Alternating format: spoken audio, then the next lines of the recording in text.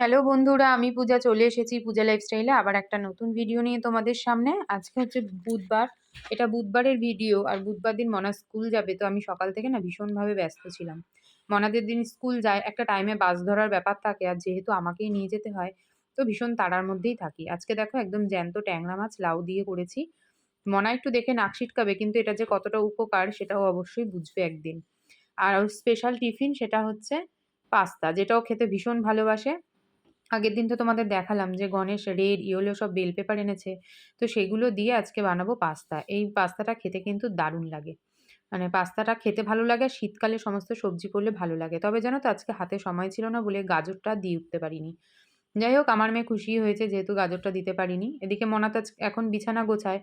আর এই বড় ব্ল্যাঙ্কেট ভাঁজ করতে গিয়ে ওর অবস্থা হয়ে যায় কাহিল। তাই খানিক ওর সাথে একটু ইয়ার্কি মেরে নিলাম। তারপরে দেখো রান্না-বান্না আমার মোটামুটি শেষ হয়ে গেছে। এপাশে ভাতটাকে বসিয়েছি আর ওপাশে পাস্তাটাকে রেডি করে নিচ্ছি। এরপর কিন্তু আমাকে ঝটপট করে রেডি হতে হবে। শীতকালের বেলা তুমি যতই সকাল, সকাল ওঠো না কেন ঠিক দেরি তো হয়েই যাবে। ওদিকে গণেশও বেরিয়ে গেছে আর আমি আমার নিজের মতন করে সমস্ত কিছু গুছিয়ে নিয়ে এবার ঝট করে রেডি হব। এদিকে একদিকে রেডি হচ্ছি আর অন্যদিকে দেখো পাস্তাটাকে করছি। কারণ ওই যে বললাম শীতকাল প্রচণ্ড দেরি হয়ে গেছে।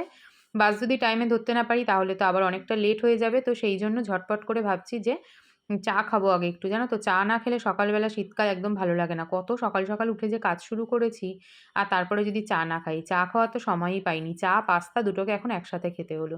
মাঝখানে যদি চাটা একটু খেয়ে নিতে পারতাম তাহলে ভালো হতো। কিন্তু এই যে সময়ের অভাব। যাই হোক, কি আর করা যাবে। আমি টিফিন খেয়ে নিলাম। আমি আমার মতন রেডি, আর ওদিকে মনাও ভাত খেয়ে নিয়েছে।